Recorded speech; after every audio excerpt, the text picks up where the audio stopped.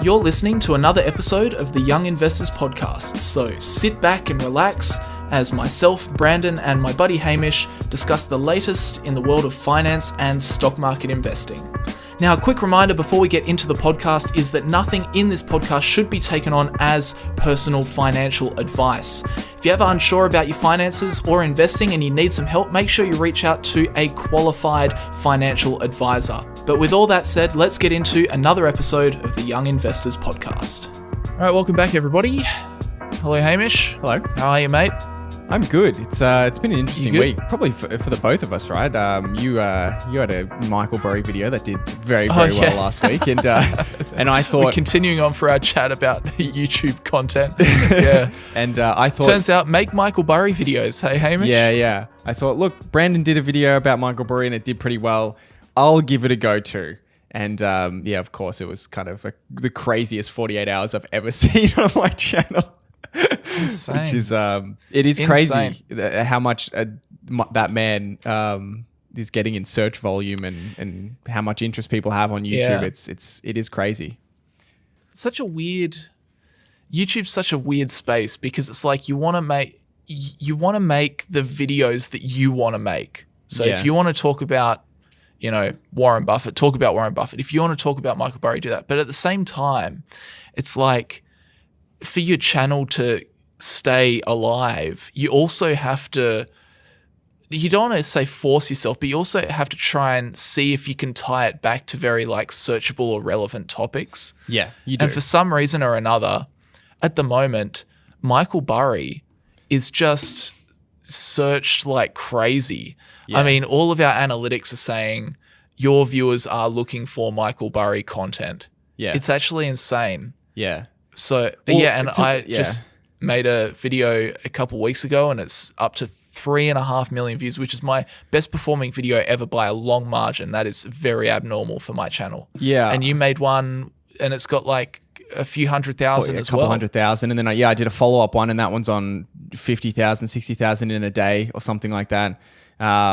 Which is crazy. It's just insane. I think for me, it's kind of when the two things meet, where it's a video that has a lot of search, it's a topic that's hot and it's something that I'm interested in, then I feel like the video just comes out better. I watch the videos back and I'm more energetic. It's kind of flowing. I'm having more fun with the video, and I think that comes through in the content.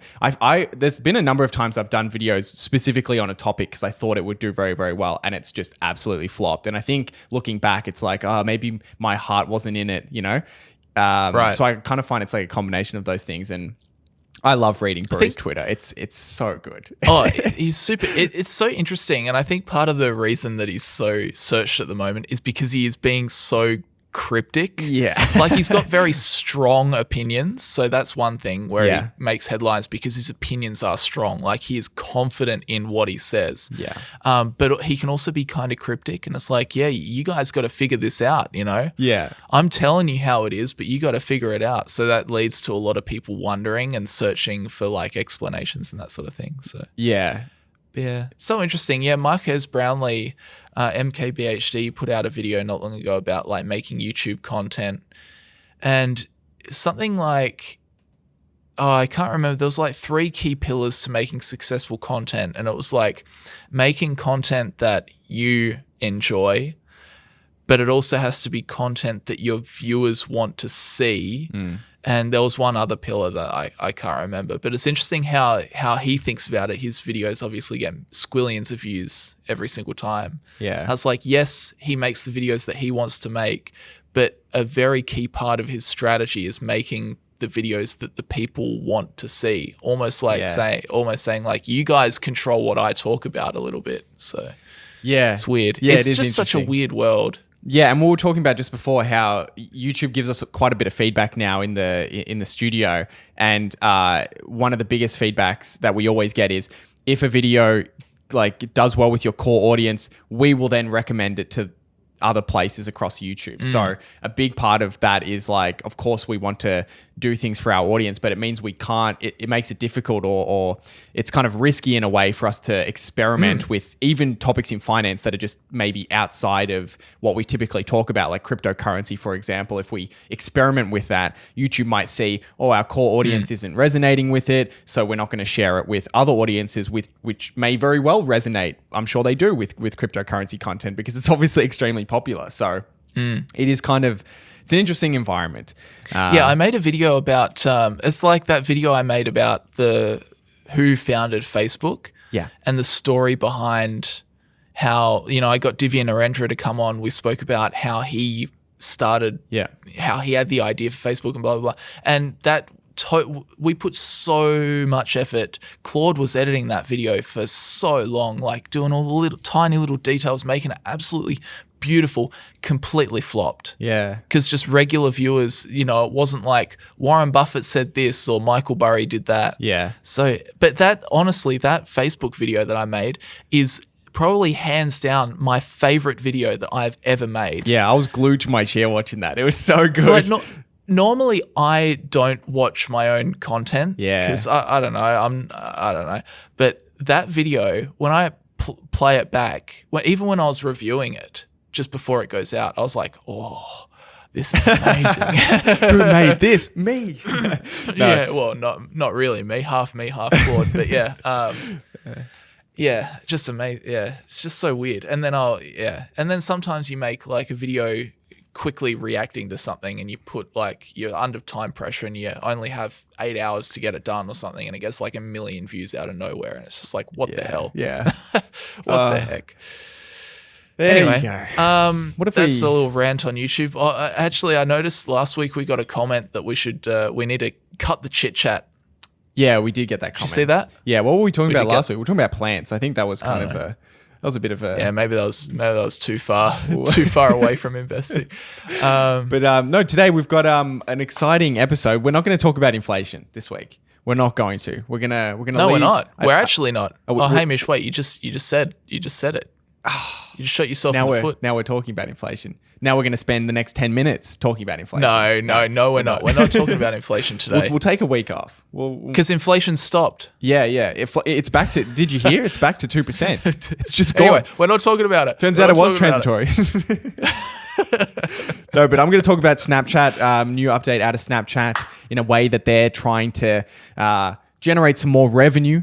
I think we'll find interesting. Some news out of some new streaming services and new media mergers and spin-offs that are happening in the space. More changes happening. Chop and changes. What else have we got? I got a story about TikTok, so I'll follow on from your Snapchat stuff. I'm sure we can talk about TikTok for a little bit as well. And I've got this funny little story about the lottery, which is kind of funny. So we'll see how we go. We also got some questions to get to at the end as well, so we'll make sure we do that. Yes. Quick reminder, if you do have any questions, feel free to head over to the YouTube version of the podcast and just click on the latest episode. Leave your questions there, and we just grab all the questions and try to get to a couple at the end of every episode. So if you have any questions and you've heard the podcast and you're wondering how you ask them, that's how you do it. Go head over to the YouTube version. So load us up with questions. We appreciate it. Yeah. All right. Well, today's episode is sponsored by Sharesight, which is an application you can use to track. Oh, really? Wait. Oh, crap. Hang on. Oh no. Wait. Sorry. Yes, it is. Hang on. Do we have a? No. Yeah, it is. Sorry. No, it is definitely. Sorry. My bad. My bad. Anyway. Today's episode is sponsored by Sharesight, which is an application you can use to track the performance of your stock portfolio. So you can bring in all of your trades either automatically by connecting your brokers, or you can do it one by one or by downloading your trades using Excel from your broker and just porting them in. Once you do that, it will track all of the gains and losses in your portfolio. So capital gains, dividends. If you have dividend reinvestment plans, regardless of what kind of type of dividend reinvestment plan it is, it will do those calculations for you, which is an absolute lifesaver. Currency gains, if you're buying shares internationally or you hold foreign currencies, another big one, particularly as central banks around the world change interest rates. The relative strength of currencies are changing. So if you're an Australian, for example, investing in the US, you've got to be watching those currency fluctuations to get a real picture of what your ultimate returns are.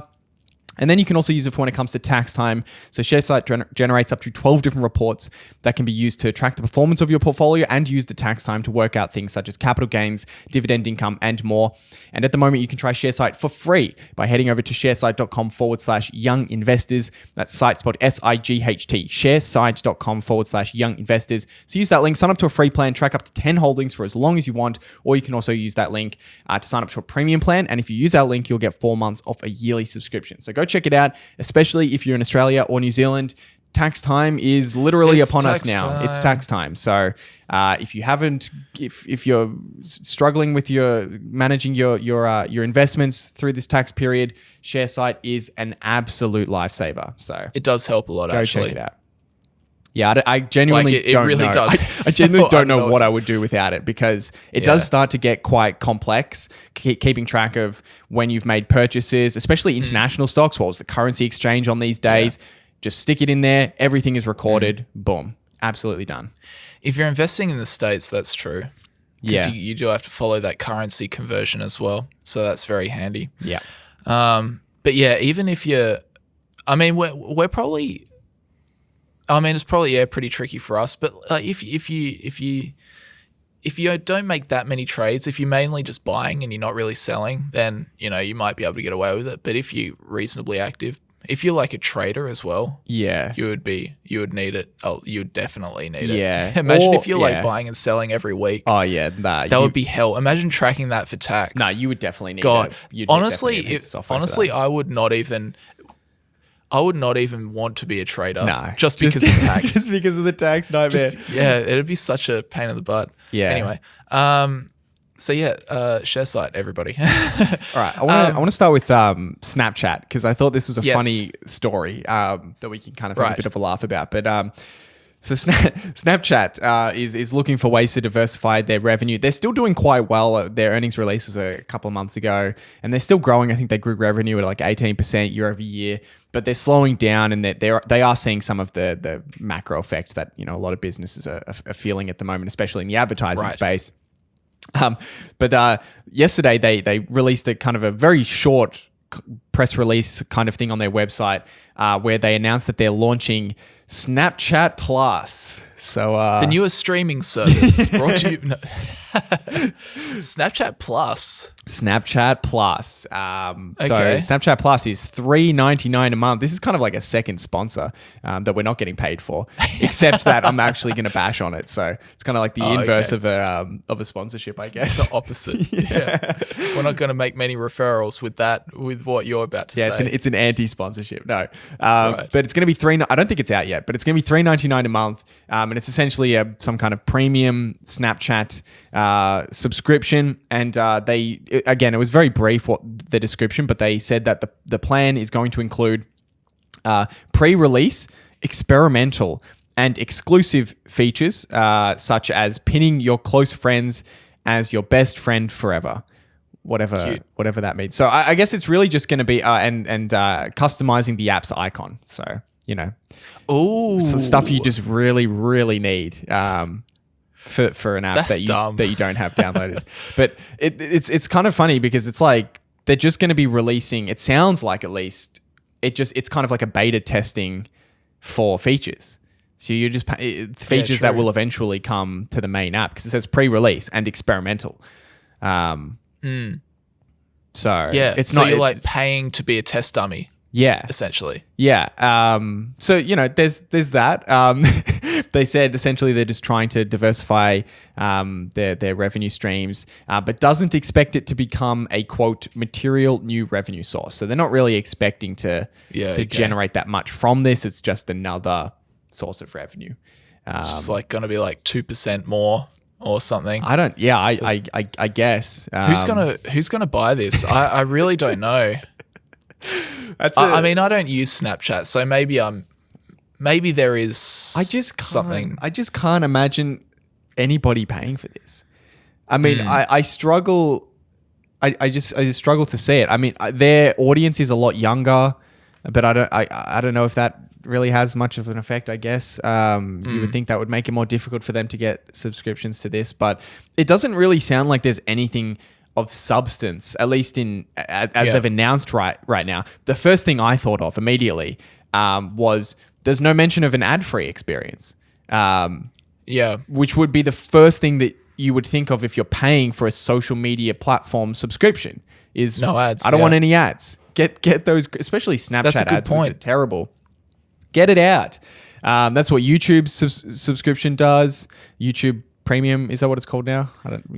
Premium. Yeah. I think Twitter has a Twitter Blue or something. I was going to say, yes, so Twitter has Twitter Blue, which gives you, again, an ad-free experience. And I actually did want to look at what Twitter Blue, because I haven't really looked too much into Twitter Blue, to kind of see if they were similar services, but they're very, very different.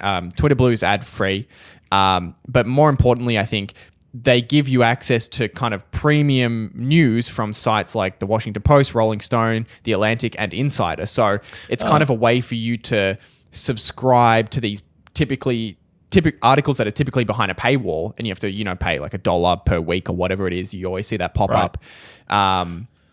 Instead of having to do that, you just pay whatever it is, a few dollars to Twitter, and you get access to kind of like it's almost like a streaming service for these premium news providers.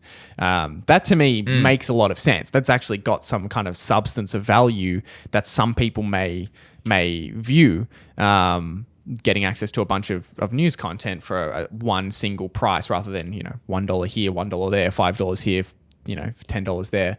And then the other features are that you can upload 10-minute videos, so longer videos to Twitter. And then there's a bunch of other things like undoing tweets and that sort of thing. So yeah. I don't know. I mean, even their Twitter, I don't know what you think, but even the Twitter Blue service is kind of weak. I think there's nothing overly exciting, at least for me there. But then, this Snapchat thing just seems like a bit of a money grab. I don't know.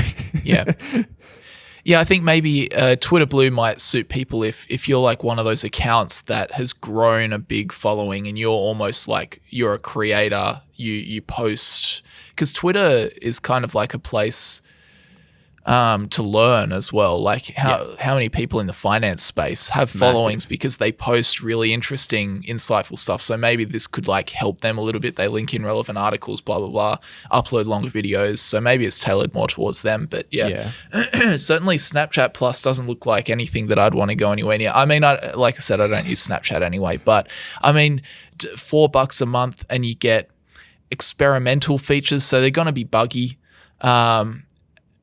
Pinning your close friend as your best friend forever. Cool. Like, what does that even mean?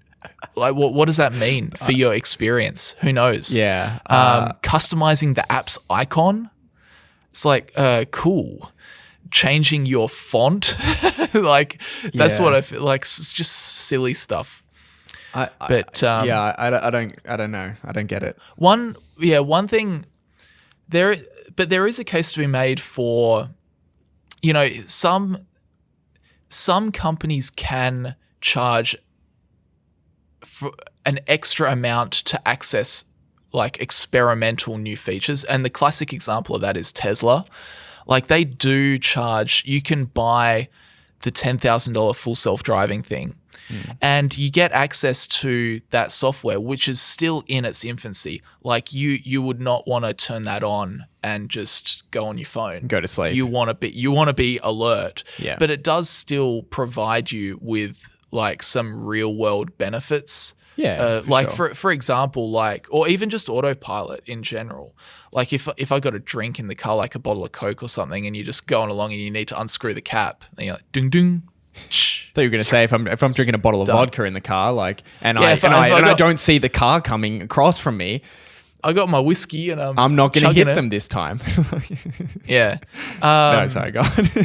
No, but that sort of stuff. Or if you can chuck it in autopilot if you want to just adjust something on the screen. So like these things have real world value. But essentially in that case, you're still paying potentially a subscription, or you can just buy it outright to be essentially a test dummy I mean, you're testing their beta software. You're giving them the data that they so desire, and you're paying them to do that. So it can work in some instances, but I think you have to just have a really good value proposition. Like, you have to give people experiences that are still worthwhile for them, and I don't think that this cuts it. I don't think very many people sign up for Snapchat Plus. Yeah, especially in the last 5 years, where we're really moving into this world where everything seems like it's a $5, $10 subscription. Like everything you use is just everyone wants this recurring revenue model because it's it's kind of the gold standard, and they know what revenue is coming in the next month. It's very consistent, and they can invest with more confidence the capital that they're generating from it. So everything is just in this world now, and I think it's getting very competitive, not just in certain areas like social media or streaming, but I think across. People just have a seeing. I would love to see like an industry chart over time of like how much people are paying for like software as a service businesses on a monthly basis, like how that's changed over the past decade. Because I feel like a decade ago was probably close to zero, if not zero, and now it's everything. It's been the story of the last 10 years, hasn't it? Yeah, exactly. And I mean, we obviously had subscriptions to some things like the phone and internet and other things, but now it's like the standard game plan. Isn't it? It's really everything. Yep. So interesting. There you go. We'll see how it goes. It's very unlikely we're going to see what numbers they pull from that specifically. Even Twitter doesn't give us how many people they have subscribed to Twitter Blue, which I'm sure is probably going to be bigger than Snapchat Plus. So we're probably not going to get numbers out of them. But there you go. We'll see. Should we move on? Let's talk about competitor, TikTok. This is an interesting story. The US FCC commissioner wants Apple and Google to remove TikTok from their app stores. Whoa. Sounds a bit dire. Jeez. But I don't think it's as dire as what that headline makes it out to be. It says here, a leader of the US Federal Communications Commission said he has asked Apple and Google to remove TikTok from their app stores over China-related data security concerns. Right. The wildly popular short video app is owned by Chinese company ByteDance, which faced US scrutiny under President Donald Trump. Yes, we remember that. We covered that quite a bit back when that was going on. Brendan Carr, one of the FCC's commissioners, shared via Twitter a letter to Apple CEO Tim Cook and Alphabet CEO Sundar Pichai. The letter pointed to reports and other developments that made TikTok non-compliant with the two companies' app store policies. Right. So this is what I'm just like a little bit. Wait, is this leader at the US Federal Communications Commission, are they telling Apple and Google to do something? Because it sounds like, from what I just read, the guy is just saying, "Oh, excuse me, Tim Cook. Excuse me, Sundar Pichai." Yeah, he's like kind of just asking. I think TikTok actually goes against your T's and C's. You just might want to have a look at that. I don't know. Sounds like TikTok's non-compliant with his TikTok or ByteDance short position. So. Yeah, it sounds like it. So, very interesting. His quote was, TikTok is not what it appears on the surface. It is not just an app for sharing funny videos or memes. That's the sheep's clothing, he added in the letter.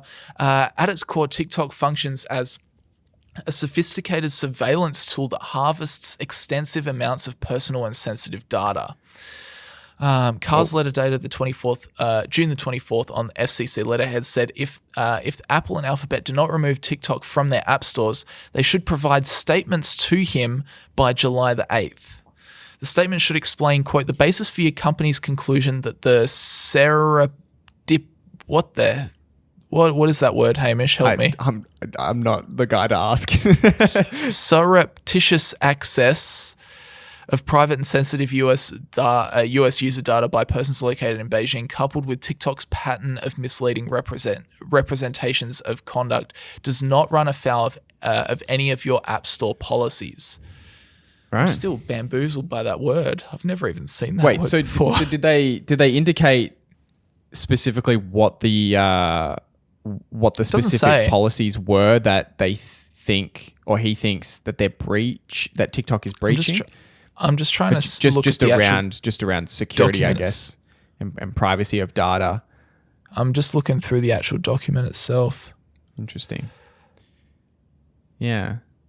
So some of the concerning evidence or determinations regarding TikTok's data practices include, they've got like 6 different dot points. In August 2020, TikTok circumvented a privacy safeguard in Google's Android operating system to obtain data that allowed it to track users online. Wow. In March 2020, researchers discovered that TikTok, through its app in the Apple App Store, was accessing users' most sensitive data, including passwords, crypto, wallet addresses, and personal messages. So they do note a few. Right. Okay. They do note a few different things that they have found, I guess, in the past. Yeah. I mean, look, here's the thing with any of these companies, TikTok, Facebook, any of these companies accessing so much data, it should not surprise us at some point we're going to have a very large company be caught out in a really malicious way using data. I know Facebook has been negligent with data, and maybe even people will say that they're malicious in how they use people's data. But I mean in a serious way where I feel like it's kind of inevitable that we'll see something like that happen, where where a company, for example, farms a bunch of data about another country's users and citizens, and then uses that with the government to do some kind of attack against another country. Right. I feel like that. I don't know. I feel like we should assume that that's going to happen eventually. That kind of cyber warfare is something that's definitely new. I definitely think that'll be the next major conflict. Will be in a cyber space. Yeah, it is. But who knows? Yeah, I don't know. We're just in a different world now where there's just so much information about everything that we do online. It's just there's just such a different view on what privacy is now. To what it was just a few decades ago. Yeah, it says here in a statement to CNBC, a TikTok spokesperson said, quote, like many global companies, TikTok has engineering teams around the world. We employ access controls like encryption and security monitoring to secure user data. And the access approval process is overseen by our US-based security team. TikTok has consistently maintained that our engineers in locations outside the US, including China, can be granted access to US user data on an as-needed basis under those strict protocols.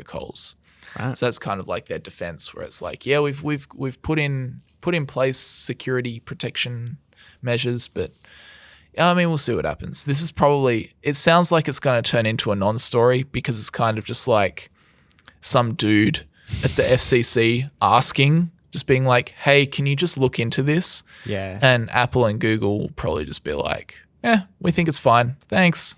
Yeah. Cheers for the heads up. All good.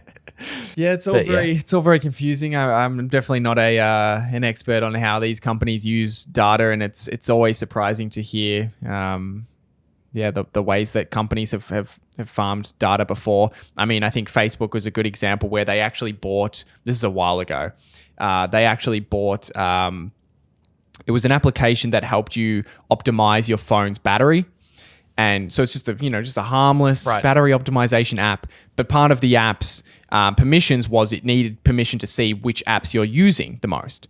And Facebook bought this company specifically to farm the data of which apps people were using the most, and to go after those companies with deals to get Facebook's network marketing on those applications. So Facebook, in that way, used this harmless app that you just think you think it's all the app is doing is helping you optimize your battery, but behind the scenes, it's actually using which apps you're using the most. It's kind of farming that data, which it's not doing anything to you as an individual, right? It's not going, oh, Brandon's spending a lot of time on this weird app. Like, it's nothing like that. But they are secretly using your data in a way that might not be obvious to you. And so stuff like that does surprise me. I don't think I would honestly care if I'm downloading an app and they're seeing which apps I'm using, as long as it's private. So it's like, my name isn't attached to it and it's bundled together with a bunch of other data with all of the other people. It's not, no one's coming after me specifically, but it is, it does de-identified. And but it does raise questions about who's doing the identification. Is that protected?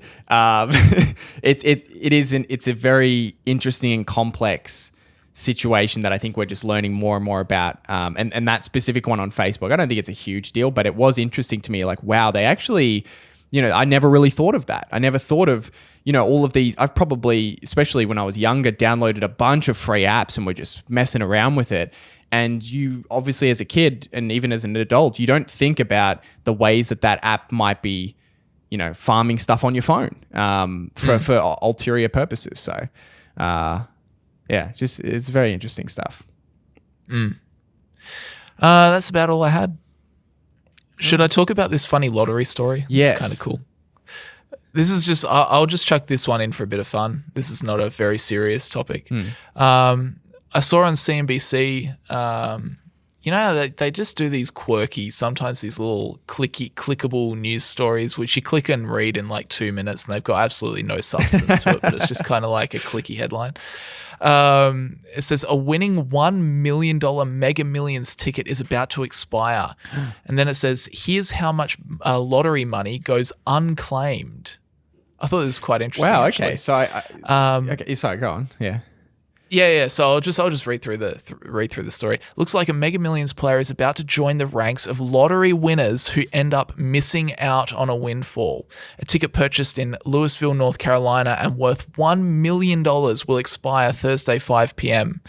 The amount is a second-tier prize for matching 5 out of the 6 numbers that were pulled in the lottery game's December 31st drawing. So they've had a bit of time.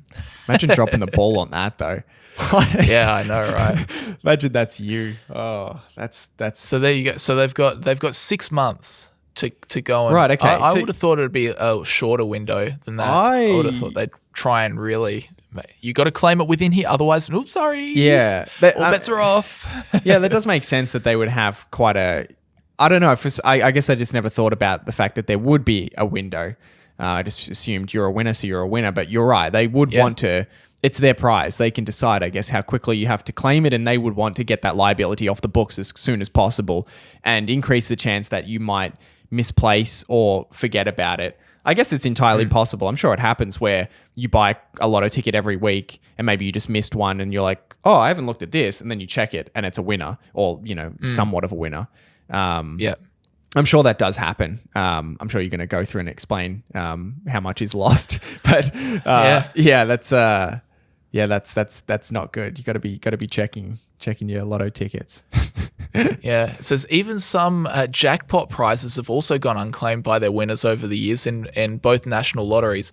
They range from a 16.5 million prize, so 1/3 of a 50 million jackpot split 3 ways, from a ticket purchase in Florida in 2013, to a $77.1 million prize from a ticket purchase in Georgia in 2011. Several months ago in Maryland, a $10 million ticket won in Powerball's double play feature expired. So there's a lot of money that goes unclaimed. That's not really fair. I feel like if it's a 50 mil prize split 3 ways and one person doesn't claim, they should split it between the two.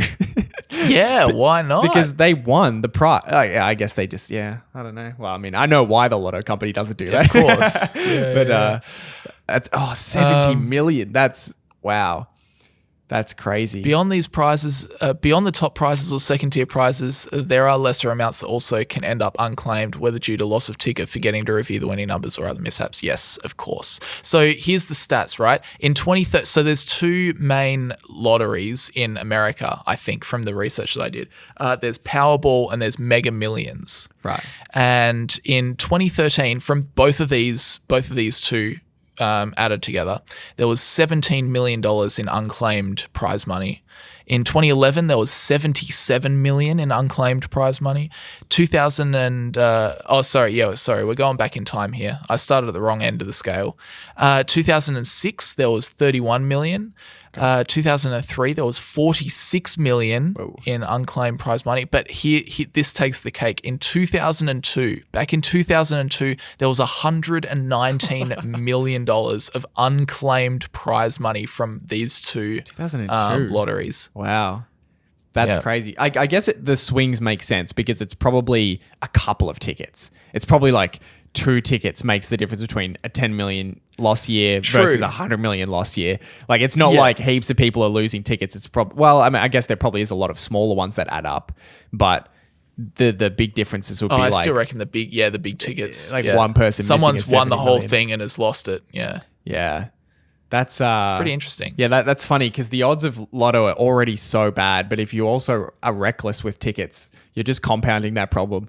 Like if the chance is 1 in a million of winning, I don't even know, it's probably less than that. But then you have a 1 in 3 chance of losing the ticket because you're just that kind of person. Then you've got no hope. Oh, that makes things a lot harder. Yeah, like at least take a photo of the ticket. Yeah, I mean, obviously, I think the best way to avoid that problem is to just not buy a ticket. But at least now you can buy tickets online, and then it's like kind of connected to your whatever Powerball account or whatever. So then you just can't lose. So there's that. You want to know something crazy? Yeah. I always thought that these lotteries, right, were just businesses, right? They sell tickets and then they generate revenue, and then they hold the lotto and cross their fingers that they get to keep their money for another week or whatever. Turns out lotteries are run by the states. Oh. Do you know that? What? Yeah. Really? Like just in the US or? I don't know because I was trying to do a little bit of reading on how it happens here in Australia. Yeah. And it seems like the money comes from the states, and then the states license, they sell a license to businesses to actually run the lottery, and maybe they get paid for running the lottery and manage like the logistics side of it. But I think that the lotteries are run by the states. In fact, that's the way it happens in the states. So it says state lotteries have become a significant source of revenue for states, raising $17.6 billion in profits for state budgets. This is back in 2009, with 11 states collecting more revenue from their state lottery than their state corporate income tax during that year, during 2009. So outdated data. But how insane is that? And the reason that I looked into that is because the article was saying what happens if the prize money is not collected. And they say, oh, well, if it's not collected, it goes back to the state. And I was like, wait, what? So wait, if it's not collected, some lottery company is giving the prize money to the state. But no, there is no lottery company. The state is the one that's running the lotto in the first place. Wow. How bonkers is that? That's crazy. I did not know. I had no idea that that's how this thing worked. That's insane. Now I need to kind of go and see how it's run in Australia and see if it's the same here, because that's crazy. I did just a quick bit of digging before, and it seems like it's the same because even though where did I? It says here lotteries operators are licensed at a state or territory level and include both state-owned, not-for-profit, and private sector companies. But it sounds like the core, like the funding for the lottery, comes from the states, and then they get another company to just do the logistics side of it. There you go. But how crazy is that? And so once I got over my confusion and realized that that's actually how it works, at least in the States, it then says, so for unclaimed prize money, from there it depends on the state's rules. In some places, the funds go back to the players in the form of bonus prizes or second chance contests. Right. In other jurisdictions, the unclaimed amounts may go towards specific purposes such as education funding. So there you go. There you go. The wild world of gambling. I remember a few years ago. You can tell it's something I've never looked into before. Hey? Well, I just have no idea how it works. Well, I remember a few years ago, everyone kind of realized that Woolworths in Australia, which is our biggest supermarket chain, they owned like the vast majority of slot machines. Everyone kind of, for some reason, obviously people knew this for a while, but for some reason it got really, really popular all of a sudden, that everyone realized and was really like hating on Woolworths for having these slot machines, which are like the heroin of gambling.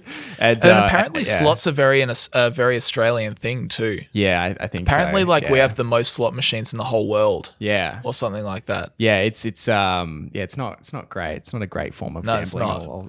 I'll say that much. But then Woolworths went ahead and has kind of tried to divest from those from those businesses, which is pretty funny. But yeah, some of these businesses, they're such like flipping conglomerates like Coles, or Wesfarmers, I should say.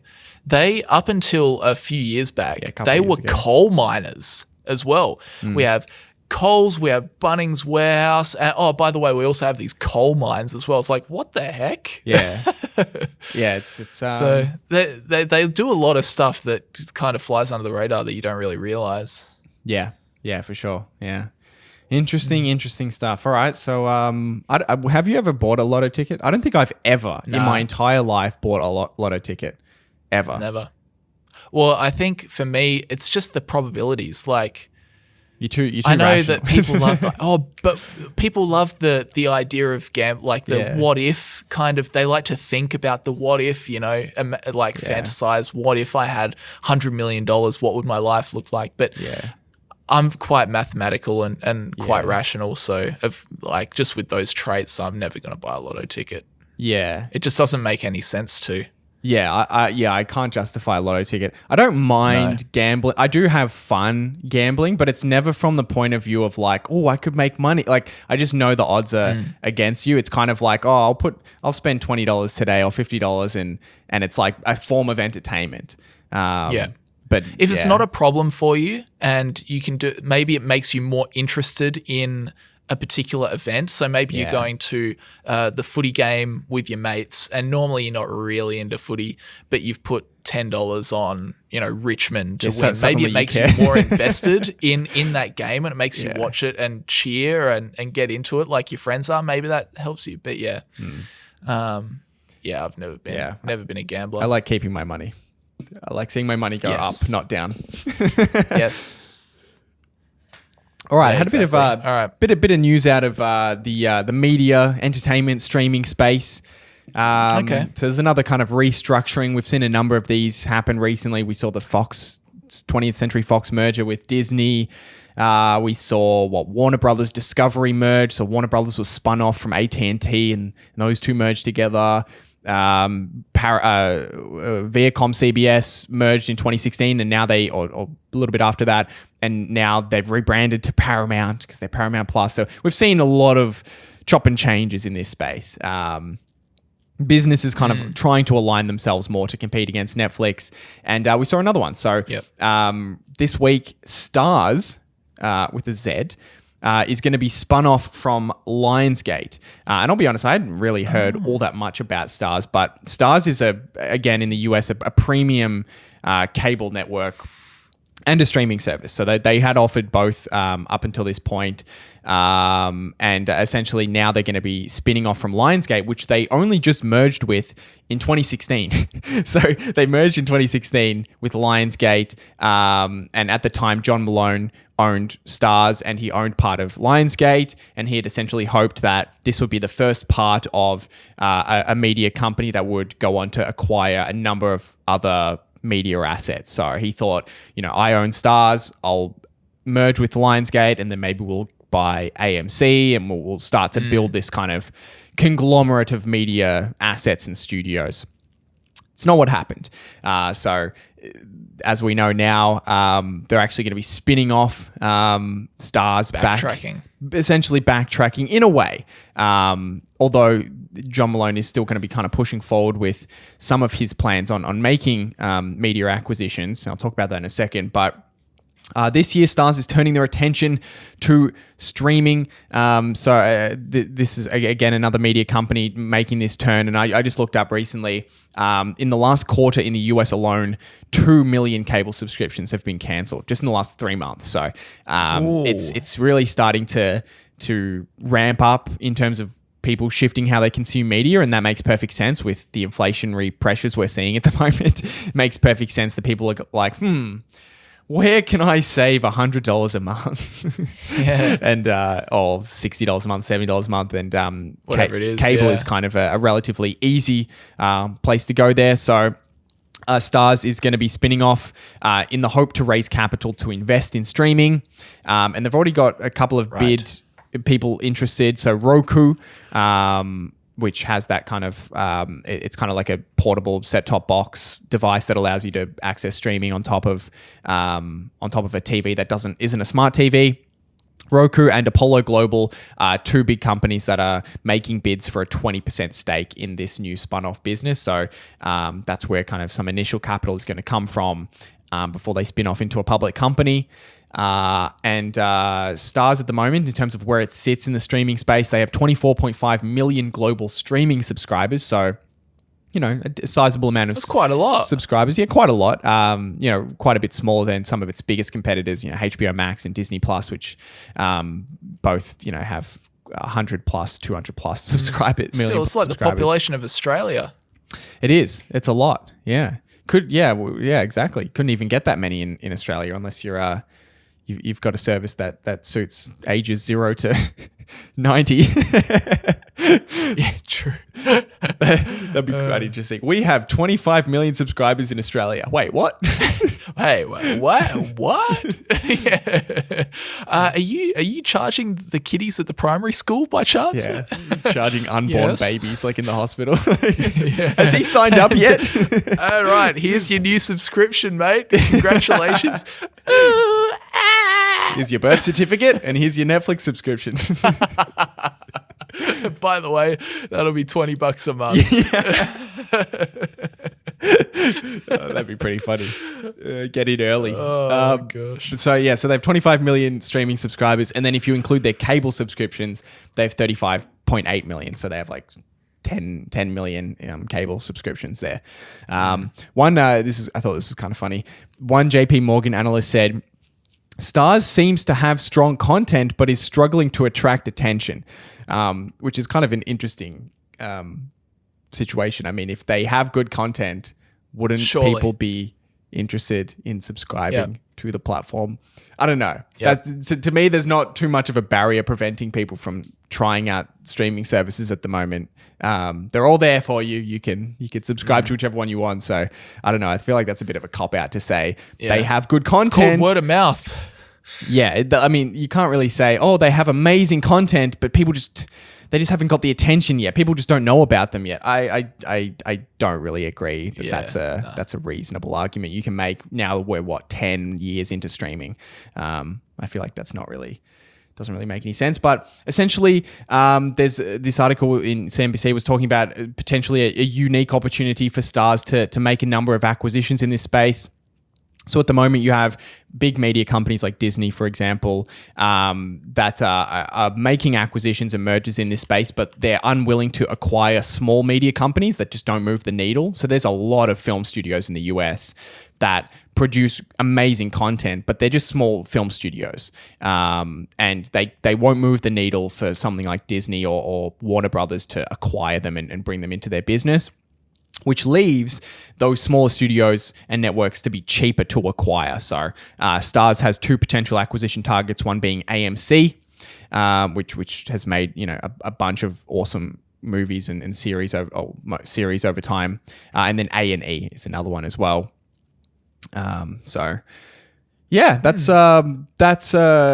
Starz. I think I don't know, just one kind of problem that I've kind of seen with these smaller streaming services, this wasn't really in the article, but this is kind of just my observation, is they don't have enough subscribers to support the content spend that customers have come to expect with these streaming services, with a couple of streaming services like Disney and Netflix, of course, spending so much money and producing so much content. That's kind of what customers have come to expect. And it's kind of like this weird chicken or the egg kind of problem. Like they need big content spend to retain subscribers and get revenue.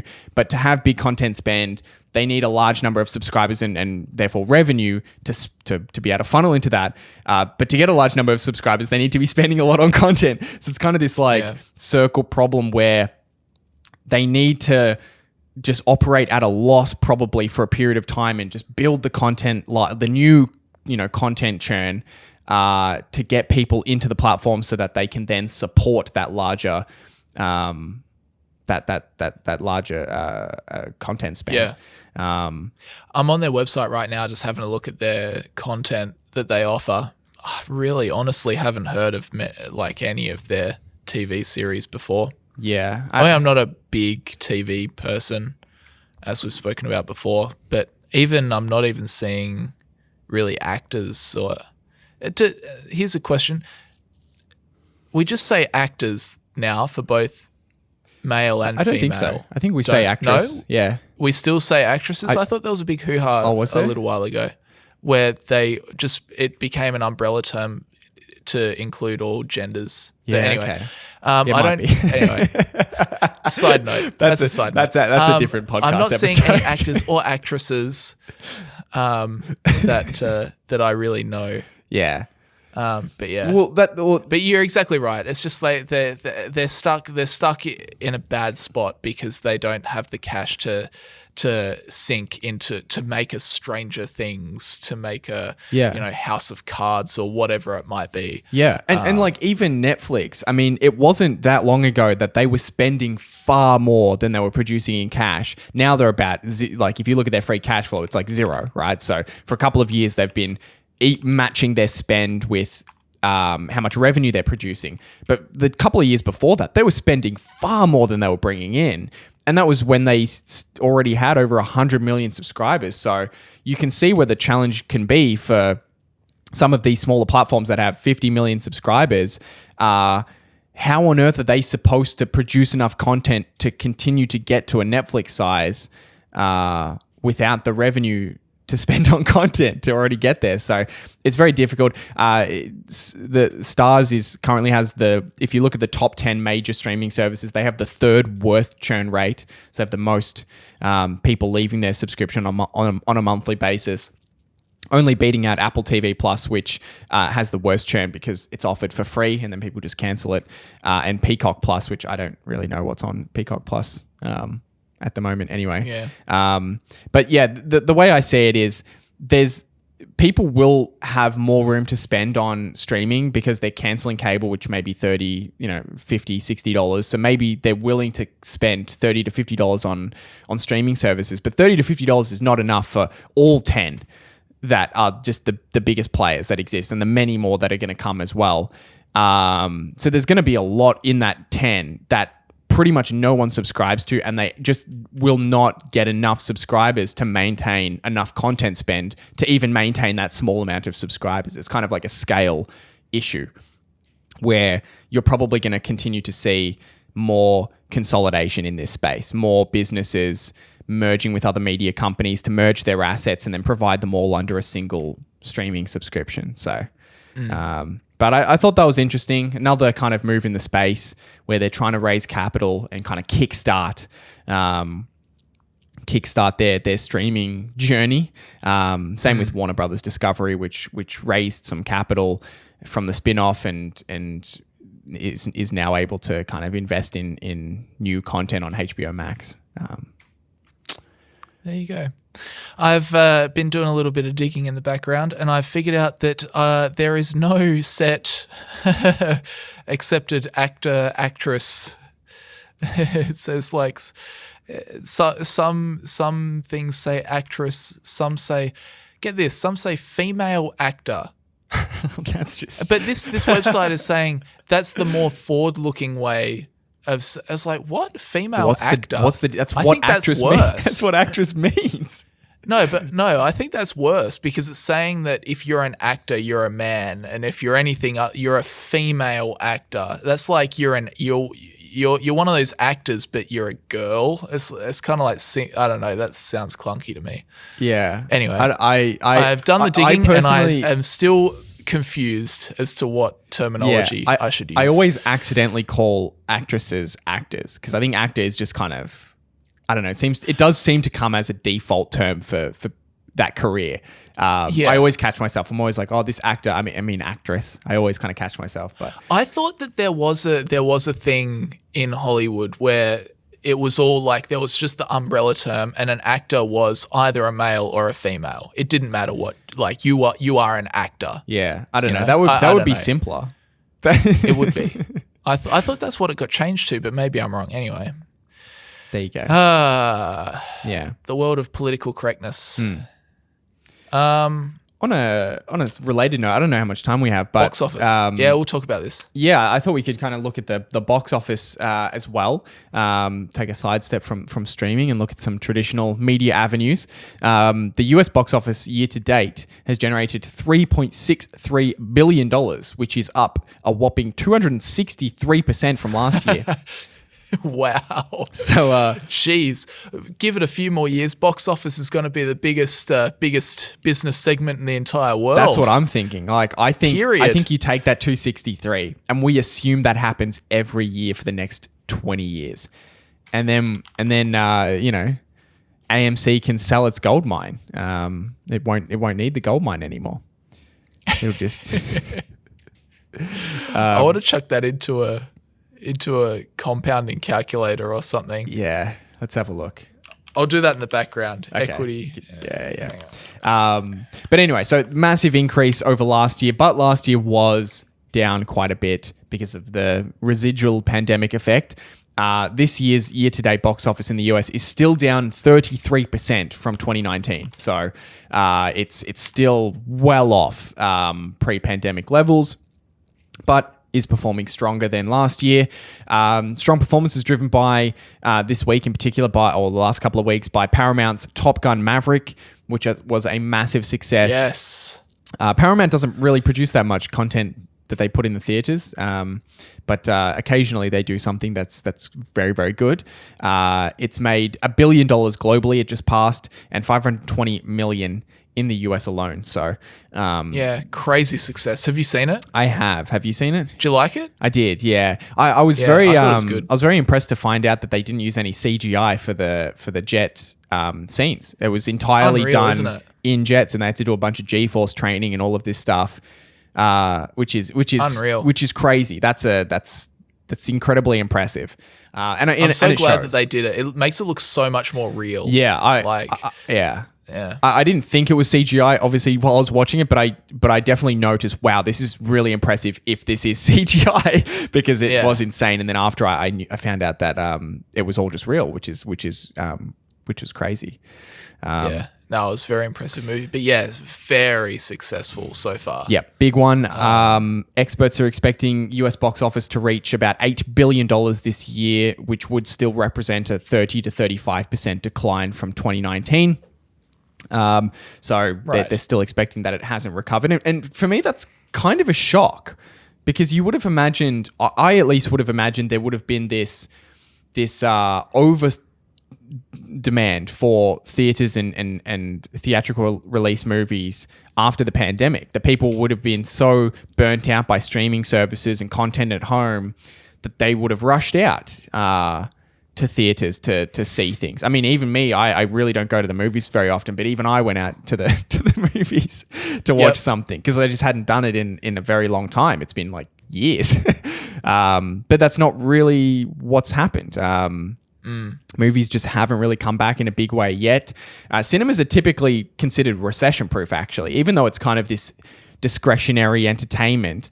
Because it's a lower price entertainment, it tends to do quite well, because people subtract more expensive types of entertainment, like maybe going to a theme park for a weekend for just going to the movies occasionally. So I actually tend to do quite well. And one analyst kind of suggests that the reason why this isn't happening this year could be in relation to inflation being so bad. A senior media analyst at Comscore said the effect of rampant inflation on the pocketbook may prove to be the biggest challenge for the industry, as audiences who naturally become more selective on what they spend their hard-earned money will be more finicky than ever when it comes to the decision to head to the multiplex. So he's kind of claiming that, inflation is the reason why cinemas haven't come back in a big way. This isn't mentioned in the article, but it's also possible that people are just subtracting theaters and spending money on streaming services instead. It's an even cheaper form of entertainment, especially during a recession or weak economic environment.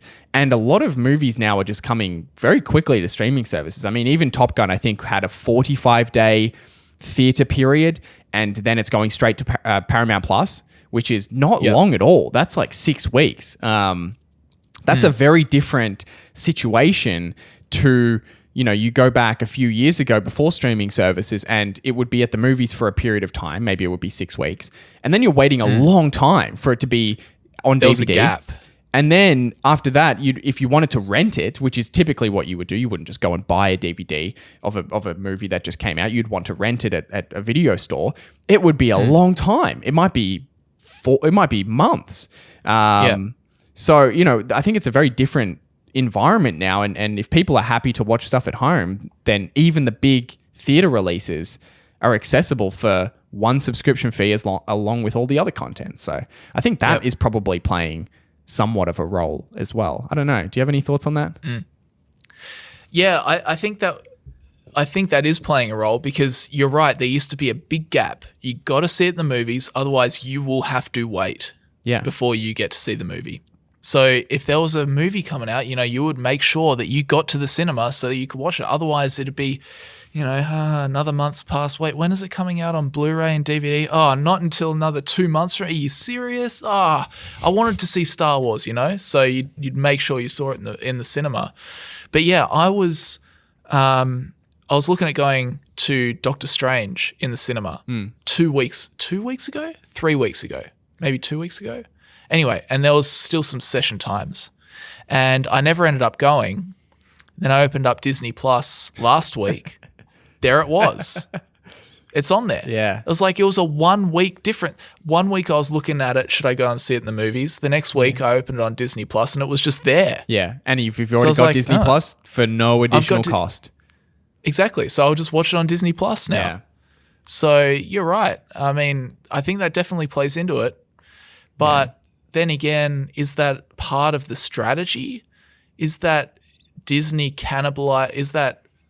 these media companies deliberately cannibalizing this whole idea of the box office so that more people are like, oh yeah, let's just do Disney Plus and I'll sign up there. Or let's just do Netflix, I'll sign up there. Yeah. Maybe that's part of the whole thing. I mean, it's bad for box office, obviously, but maybe it's deliberate.